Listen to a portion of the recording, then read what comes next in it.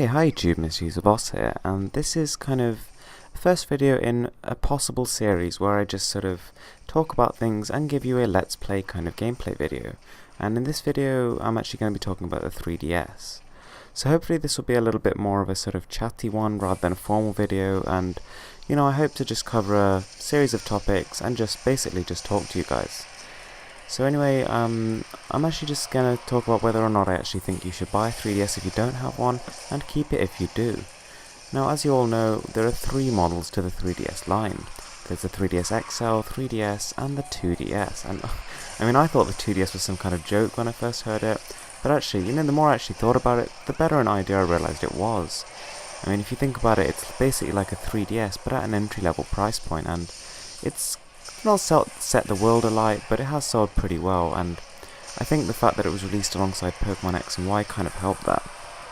Now, the initial 3DS was sort of, I guess it had kind of a mixed reaction. It wasn't exactly sort of the PlayStation Vita, because that really got like standing ovations and everything. That was sort of the console everybody was waiting for, but the 3DS was sort of like a bit of a mere piece of kit. Like, it was obviously going to be a successor to the DS, but no one was really expecting what it was. I think people would have probably rather something that was a bit more powerful and, maybe not as focused on the 3D aspect of it. Or maybe something that even ditched the two screens and just went for an all-out sort of Nvidia Shield kind of thing. But you can't argue that the 3DS hasn't sold well, because it has, so clearly Nintendo's done something right. But in my opinion, and my opinion personally, I don't actually think that a lot of things were very well considered when it actually came to the hardware. I think that the reason it sold so well is more because of the games on it rather than what it is. But I have to say, I really enjoyed the 3DS. Especially when I first got it, I was very impressed. The only things I'd heard at that point was how gimmicky the 3D was and how cheaply it was built. But to be honest, when I actually got the 3DS, I really liked it. I liked the feel of it, and I thought 3D was really cool. Clearly it is a little bit gimmicky, but just because of how awesome it is, I actually would let that slide. Now, it doesn't add anything to the games, and I think it would actually probably cost Nintendo a good amount extra to put that 3D technology in. But I think they've actually countered this with the release of the 2DS for people who don't really need that functionality, which is basically everyone.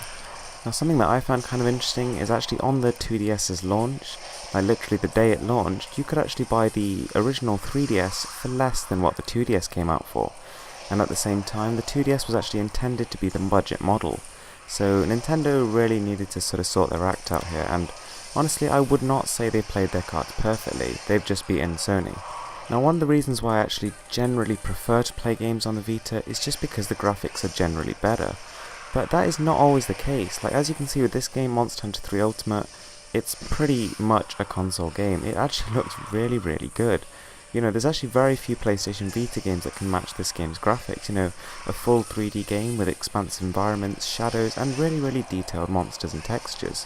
Having said that though, on the PlayStation Vita, when they do get games right, when developers are really committed to making a good game and not just like a sloppy port, then the Vita games really do outshine the 3DS ones, just because, there's more power available, the screen is better, and so, in the end, what you see is going to look better. But, just bear in mind that I'd had my Vita for around 6 months when I actually picked up my 3DS XL, and I was still impressed by how Super Mario Land looked, so I wouldn't take the graphics too seriously. I think that even if you're a big fan of graphics, some of the 3DS games will still make you pretty happy. But there's one thing that's missing on the 3DS which I'm a really big fan of, and that's trophies. Now, trophies is almost kind of a controversial topic. There's a lot of sort of hardcore gamers who just say it's a totally pointless thing.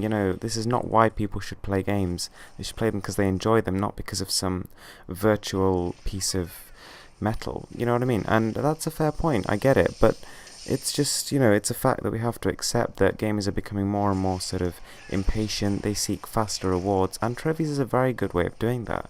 It's a way of sort of accumulating all your sort of achievements throughout different games and displaying them in a very pleasing manner. And I think that once you actually get hooked onto that, once you sort of really try to start going for trophies, it'll make you rinse every game. It'll make you go back and scour the whole games for every single hidden item just to totally finish it. And when you actually do that, when you achieve that juicy platinum trophy, there's no feeling quite like it.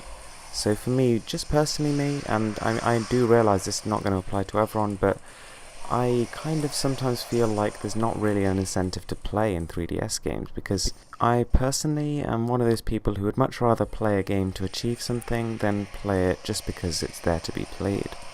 Now, the 3DS has a really nice library. I have to say, I kind of wish that a lot of 3DS games got ported over to the Vita because I could play them on there, but, you know, nonetheless, these are very enjoyable games on the 3DS. I mean, obviously you all know we've got all these Mario games, and then we've got Nintendo exclusive franchises, which, you know, until recently wasn't Monster Hunter, but now it seems that Nintendo's acquired that. We've got 4 Ultimate on the horizon, and that is gonna be legendary. You know, and top that off with a sprinkle of Super Smash Bros. And the cherry on top, which is Pokemon. We've got a pretty nice lineup, and to be honest, the 3DS alone is enough to keep you company for your whole gaming time.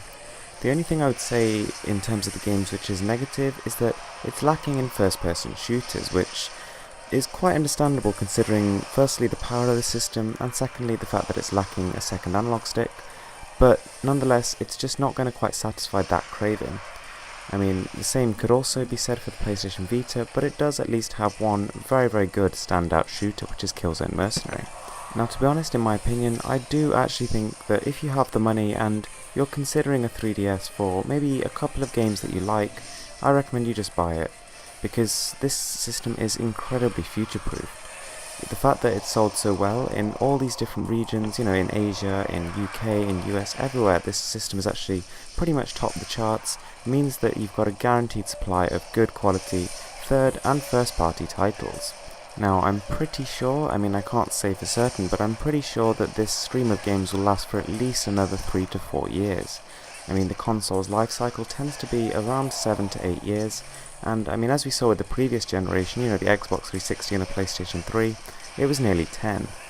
And yeah, I mean, what can I say, the games actually continue to improve throughout the generation. If you actually look at the games in the sort of initial launch window, and you compare them to the games the PlayStation 3 and Xbox 360 finished off with, you know, it's just like, yeah, you don't even think they're from the same generation. The platform has evolved so much that it just looks like a totally different console. The actual hardware of the 3DS is not actually that great. I mean, it doesn't feel like a particularly high quality piece of kit, and ergonomically it's a little bit of a nightmare. But honestly, I would actually say the 3DS XL has fixed just about every problem the 3DS had. It increased the battery life, improved the build, and made the screen bigger. And so, you know, I have to say, if you're going to buy a 3DS, just fork out an extra $20 or $30 or however much it is, and buy the 3DS XL, because it actually drastically improves your enjoyment of the 3DS titles, and the bigger screen especially just means that you can actually, you know, take in the visuals fully and experience it like you would on a proper console. On top of that, there's also a fix for the only one analog stick, and that is the Circle Pad Pro. It's like a external attachment that you clip onto the 3DS, and only for supported games you can actually go into the settings, turn the options on, and then you've actually got full dual stick compatibility, and Monster Hunter is one of those games that supports it, and so it drastically actually improves the comfort when playing and means you don't have to use the claw. So yeah, if you actually are looking for a portable console, and there are people who do that, like a bit like me, I can't seem to get myself to sit down at a TV or a monitor and play a game. I actually need something I can just take around. The 3DS XL is a very nice piece of kit. It has a lot of games from a lot of different genres and should satisfy everyone.